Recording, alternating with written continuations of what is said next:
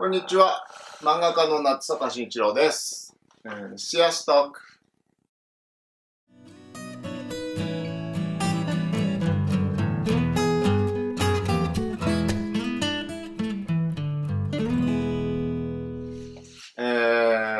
以前にブダペストの講演会に来ていただいた方はお久しぶりです。その時は漫画家じゃなかったはずなのにとお思いかもしれません。もともと僕は、原型師を仕事にしていまして、原型師とは何かと言いますと、皆さんご存知かな？フィギュア。これフィギュアですね。これは工場で大量生産されたもので、一つの元型のコピーなんですね。これの元型、つまり原型を彫刻するのが僕の仕事です。で、この原型作るにあたって、やっぱりキャラクターの魅力とか、そのキャラクターが何がこうファンを引きつけるのかとかを研究するために、漫画をすごく読み込むわけですよ。じっくり研究するということが大事になってくるわけですね。ですから、漫画にはすごく親しみがあるわけです。もともと。そして、このフィギュアを作る技術っていうのが、これがですね、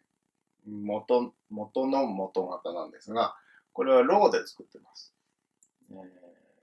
ジュエリーのテクニックを応用した技術なんですが、まあこれはまた別の機会にじっくり紹介させていただくとして、今回は漫画家として、まあ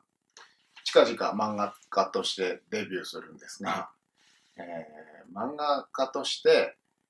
ヨーロッパのバンドデシネと日本の漫画と一体どういう違いがあるのか、そういうことについてお話しさせていただきたいと思います。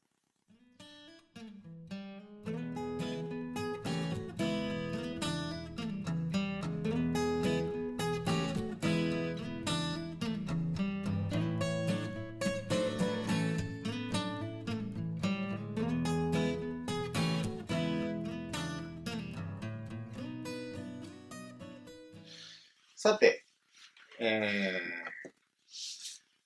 なぜ、漫画を描くことになったのかといういきさつをちょっと紹介させていただきたいんですが、原型制作というのは日本のおもちゃメーカーからの依頼で作るわけですね。ですから、もともと原作の漫画があったり、アニメがあったり、元になるお話があって、それで作るわけです。で、実際今まで作ってきたのは、もう800体近いんですが、プロレスラーであったり、1990年代に日本はプロレスブームで、その時から300体くらいに作りましたね。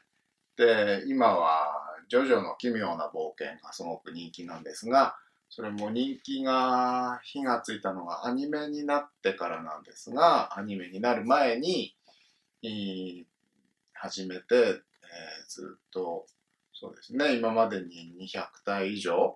こちらも作ってます。他にも皆さんがご存知のキャラクターでいうと、ドラゴンボールとか、ワンピースとか、もののけ姫。映画のキャラクターだと、ティム・バートンのナイトメア・ビフォー・クリスマスのキャラクターなんかをたくさん作りました。この仕事をもう24年、学生の頃から始めたんで、24年続けてますが、このビデオを見てる半分くらいの方は24歳以下かな。皆さんが生まれた頃からフィギュアを作ってます。そして、フィギュアをずっと依頼で作ってはいたんですが、このフィギュアというものがすごく面白い。造形的にも、物語性を内包しているっていう、物語を具現化した造形物ってあることに対してもすごく面白い作品としての可能性を感じる。なんとか自分の表現手段として用いることができないかっていうふうに考えました。もともと美大出身なので、美大でも油絵科のちょっとコンセプトアート寄りの専攻をしていたので、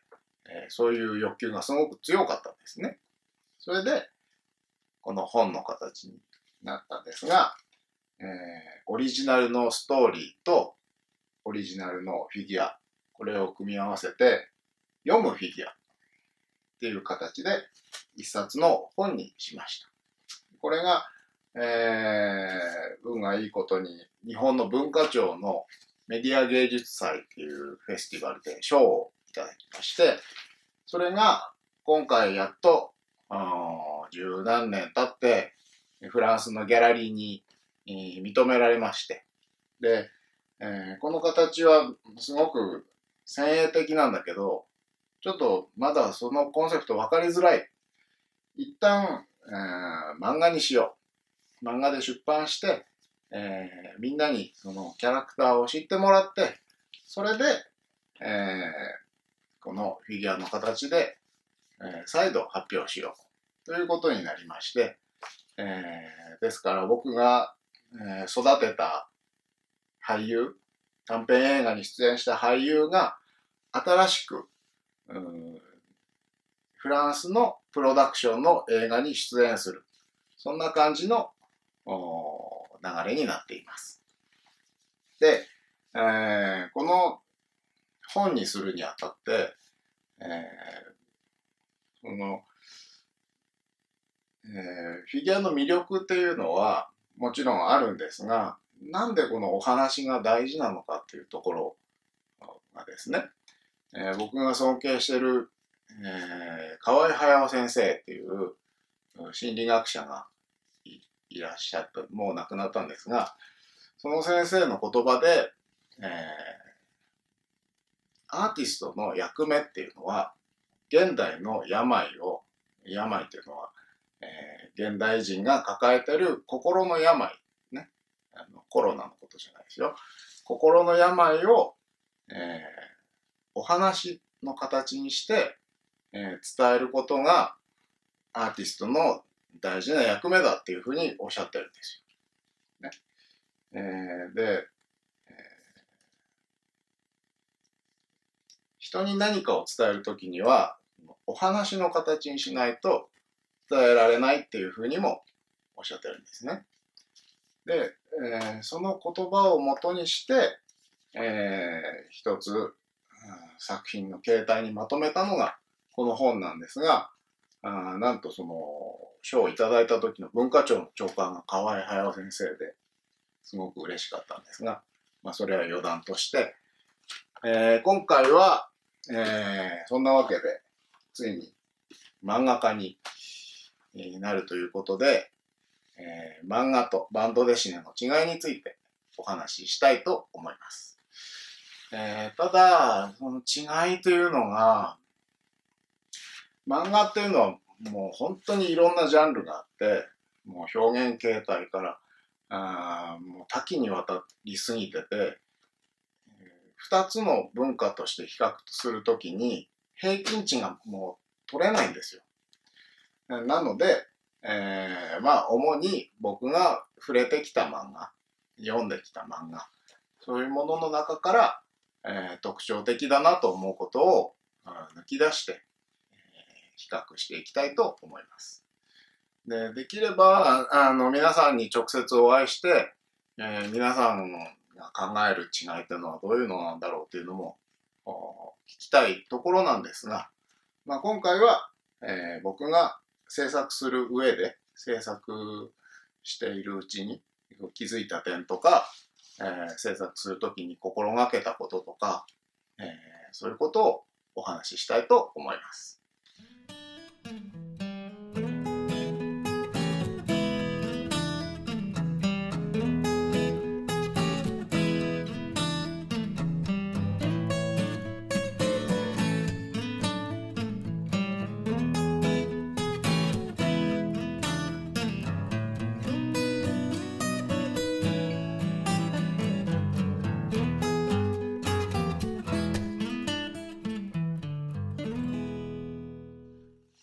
では、まず、バンドデシネですね。これが、フランスのバンドデシネです。ハンガリーでも有名なんですかね。どっちが親しみありますか？漫画とバンドデシネと。これは、メビウス・ジャンジローという作家の作品なんですが、ハードカバーで、全ページカラーで、大判で、手に取ったときに、このページ一枚一枚が美術的な価値を持っている。そういう一冊の本としての価値が高い作品になってますね。で、ページ数がだいたい80、これだと84ページだから、まあ60ページから80ページくらい、一冊でお話が完結して、一本の映画みたいな作りになってます。対して、漫画の方は、これね、ちっちゃい手のひらサイズ、ソフトカバー、中身はだいたい白黒。そしてページ数がこの本で言うと214ページあります。で、これ20巻ですから、この時点でもう20冊分、200ページ以上の本、20冊分お話が続いてるわけです。ということは、まあちょっと長いですけど、テレビシリーズのドラマみたいに連続して、続いている膨大な物語ですね。ですので、書ける内容というのがだいぶ違ってきます。バンドデシネの場合だと、まあ映画一本ですから、まあ一人一人の心理描写というよりは、この世界観、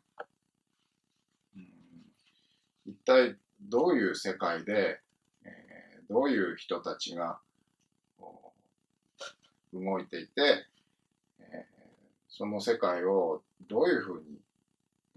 変えていくのかとか、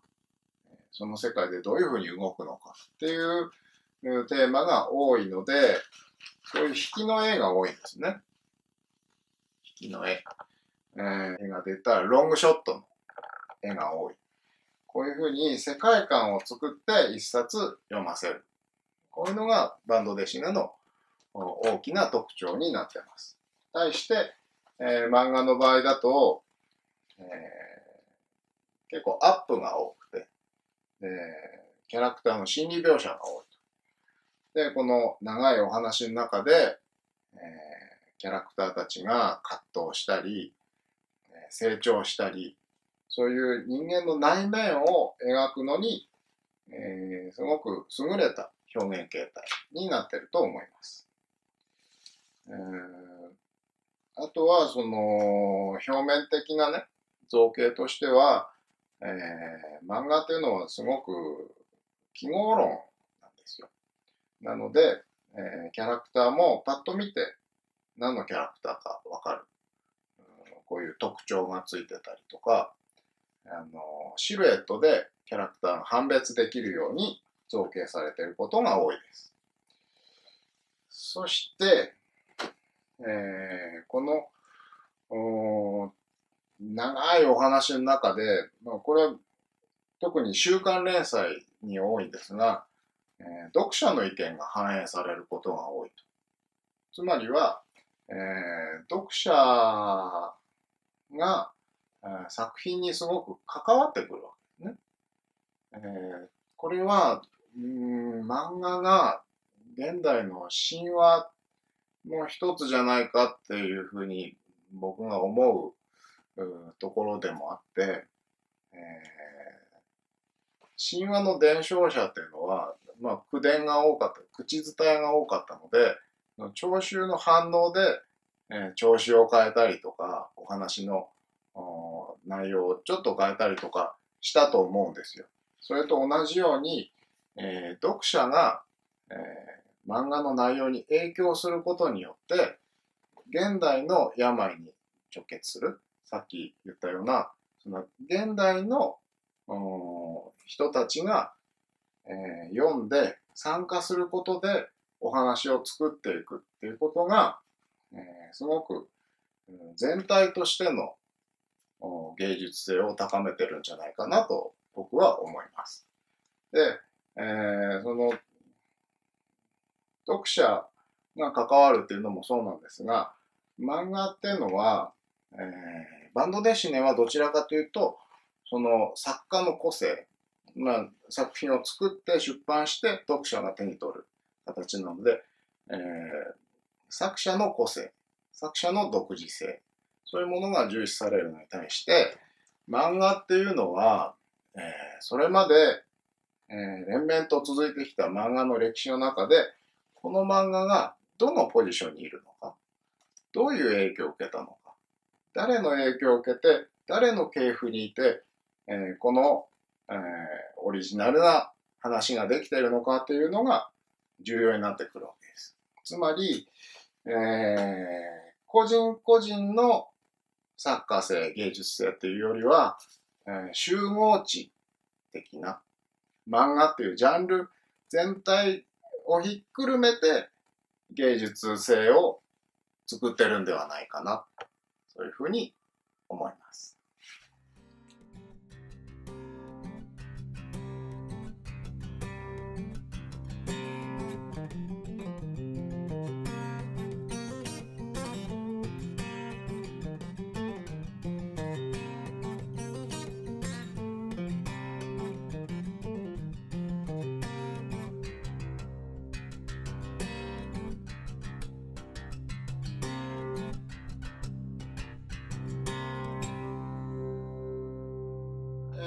一つね、漫画とバンドデシネの分業について話しておきたいんですが、バンドデシネね、伝統的に、全部じゃないです。これは、ジャンジロー、メビウスっていう人が一人で書いてるんですけど、伝統的には、シナリオを書く原作者がいて、で、絵を描く人がいて、その絵に色をつける人がいて、そしてこのセリフの書き文字を手書きで書く人がいて、この4人の合同作業でバンドデシネっていうのは成り立ってます。一方漫画の方は、原作者1人名前クレジットされてますけど、アシスタントさんがいっぱいいて、背景描く人だとか、キャラクターの立体感を起こす人だとか、スクリーントーンといってこのページが白黒なので、この点々のシートを貼って、ニュアンスを、色をつけたりする人がいて、そういうふうに、原作者がいる場合もありますけど、一人の作家が、バンドで言うならば作詞作曲ボーカル、そして、そのバックバンドとしていろんなスタッフが関わっている。こういう作りになっています。一方僕はですね、何でも一人でやりたがるたちなんですよ。この本もね、フィギュアを作って、お話作って、写真を撮って、本の形に編集して、全部一人でやってました。で、依頼で作る製品にしてもね、商品の方でも、例えばこれなんかジョジョの奇妙な冒険のちっちゃいフィギュアなんですけど、これなんかは、まず商品企画のイラストを描いて、それで原型を作って、それで色を塗って、色を決めて、この時まだアニメーションがないので、色を全部作者の画集を見たりしながら色を決めて、で、パッケージデザインをして、で、この商品ロゴデザインまでして、っていう風に何でもかんでも一人でやりたがる人間なんですけど、今回、そのね、ギャラリーとコラボレーションということで、ギャラリーのギャラリーが、作ったシナリオに、僕のキャラクターを載せるということで、一体どういう化学変化が起きるのか、より良いものになる予感がしています。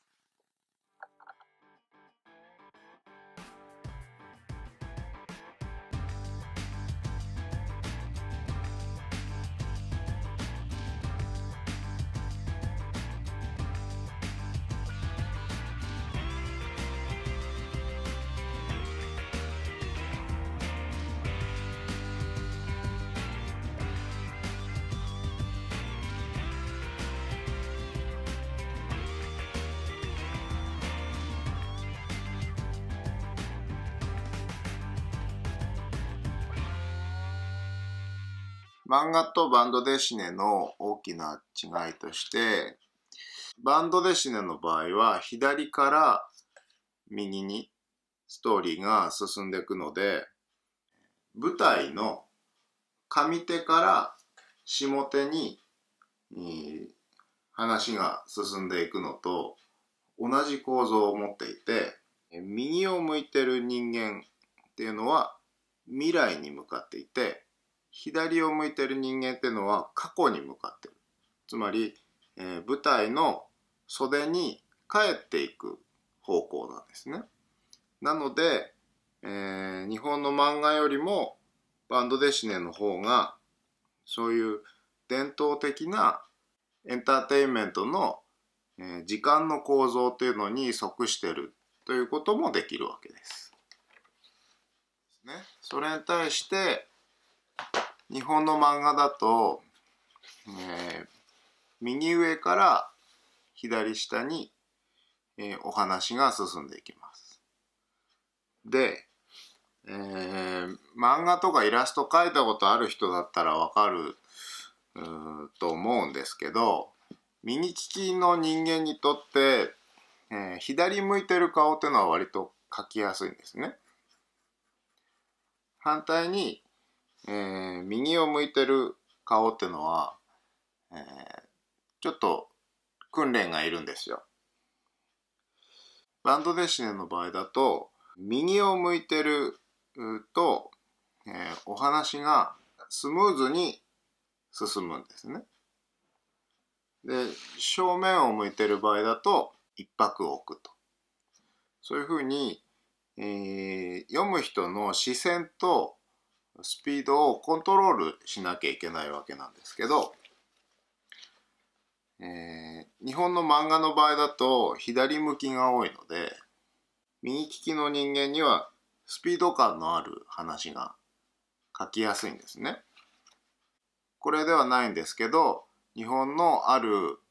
人気漫画、ハンガリーでは翻訳されることはないかもしれないんですけど、すごく人気のある漫画で 99% 正面か左向きしかないような漫画も存在します。それは技術的なことを糾弾したいわけじゃなくて、すごくスピード感が出るんですよ。だから読む人が次々ページをめくりたくなるような構造になってるんです。いずれにせよ作品を書くときは、読者に次のページに進んでいってもらわなければいけないんです。ですからお話が進んで、一番最後の漫画で言えば左下、ここで欲求を生むような仕掛けが必要になってくるわけです。実際に書く上で、左上から右下に、お話が進んでいくわけなんですが、この次のページに読者を導かなければいけない。その時に、最後のコマで、一つ圧力を作ってあげて、ここで起きた出来事の結果を次のページに書くことによって、読者の欲求を高めてあげる。ですので、小回りなんかも工夫してあって、他のコマは余白が取ってあるのに対して最後のコマだけ断ち切りで次につながる流れを作ってあげる。そんな工夫が、たくさん盛り込まれているわけです。で、じゃあ日本人の僕がパリで、作品を作る場合、これは漫画なのかバンドデシネなのか、一体どっちなんでしょう。これが、原稿サイズに縮小したもんなんですが、今回の原稿は50センチ ×70 センチで結構大きいんですよ。で、普通の漫画の原稿と比べるとだいぶ大きいんですが、これは何でかというと、まあ一つには、主催というか一緒にやってるのがギャラリーなんですね。なので、漫画というよりはバンドデシネのように一つのページが一枚の絵画として一枚のタブローとして成立するような作りを目指しているんです。ですからそういう意味ではバンドデシネよりなのかもしれませんね。ただやっぱり日本人の僕が作るものですからいろんな漫画家さんの影響のもとにあって、そしていろんな漫画家さんから受け取ったものを次に伝えていく、そういうような要素も含まれているわけです。で、今回の本は中身は白黒です。漫画と同じ形態ですね。カラーではない。これは、日本とか、アジアの水墨画にも通じるような白と黒の中にある豊かさみたいなものを追求するために色を排除してで、描くのもペンじゃなくて筆で重線を描いてそれにペンでディティールをつけるような形で描いています。ですのでフランスのバンドデシネと日本の漫画のいいとこ取り、いいところを2つミックスしてできるのが今回の僕の作品になるはずです。というわけで、またぜひ次回直接公演でハンガリーでお会いできるのを楽しみにしています。それでは、ヴィスラー。